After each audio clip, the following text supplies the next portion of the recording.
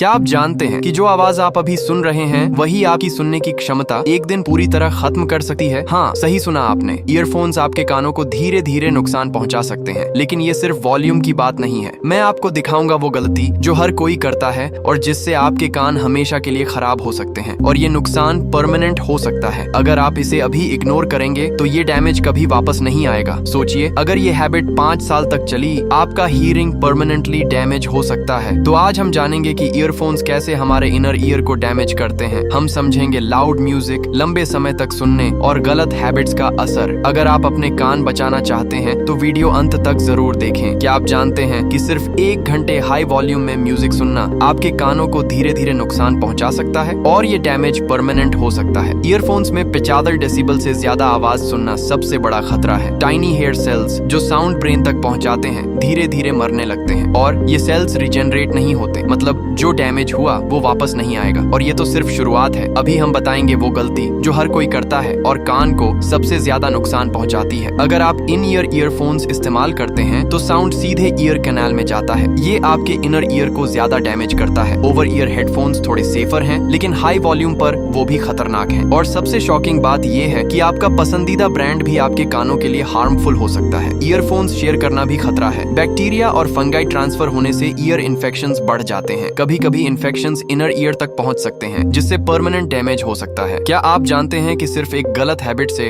आपके inner ear की sales permanently dead हो सकती हैं? स्लीप में ईयरफोन्स पहनना डेडली हो सकता है। Continuous pressure plus sound waves आपके ईयर सेल्स को स्ट्रेस देते हैं और कभी कभी हाई वॉल्यूम से सडन ईयर पेन या टिनाइटस हो सकता है। सोचो, अगर ये हैबिट 5 साल तक चलती रहे तो आपका हियरिंग परमानेंटली डैमेज हो सकता है। इनर ईयर में टाइनी हेयर सेल्स होती हैं जो साउंड ब्रेन तक पहुंचाती हैं। हाई वॉल्यूम या लॉन्ग ड्यूरेशन में ये सेल्स डेड हो जाते हैं और डेड सेल्स रिजेनरेट नहीं होती, मतलब permanent hearing loss. Earphone misuse की सबसे कॉमन सिम्टम है टिनिटस, यानी कान में लगातार घंटियों जैसी आवाज। अगर इसे इग्नोर किया तो डैमेज इरिवर्सिबल हो सकता है और ये सिर्फ कान तक ही नहीं है, आपके ब्रेन और अलर्टनेस पर भी असर पड़ सकता है। और ये शॉकिंग है कि हाई वॉल्यूम म्यूजिक सुनने वाले टीनेजर्स सबसे ज्यादा रिस्क में है। हियरिंग लॉस सिर्फ कान तक सीमित नहीं है, आपकी अलर्टनेस, सेफ्टी और सोशल इंटरेक्शन प्रभावित होती है। ट्रैफिक में ध्यान कम, कॉन्वर्सेशंस मिस और आइसोलेशन बढ़ सकता है। इमेजिन करो, अगर ये हैबिट 10 साल तक जारी रही तो आपका हियरिंग परमानेंटली डैमेज हो सकता है। ईयरफोन्स के लॉन्ग टर्म मिसयूज का इफेक्ट आपके ब्रेन और मेमोरी पर भी पड़ सकता है। स्टडीज दिखाती हैं कि हाई वॉल्यूम पर लगातार म्यूजिक सुनने से फोकस और कंसंट्रेशन कम हो सकता है। और ये शॉकिंग है कि बहुत से लोग इसे इग्नोर कर देते हैं और अपने फ्यूचर को खुद खतरे में डालते हैं। और ये तो सिर्फ शुरुआत है। अभी हम बताएंगे वो सीक्रेट हैबिट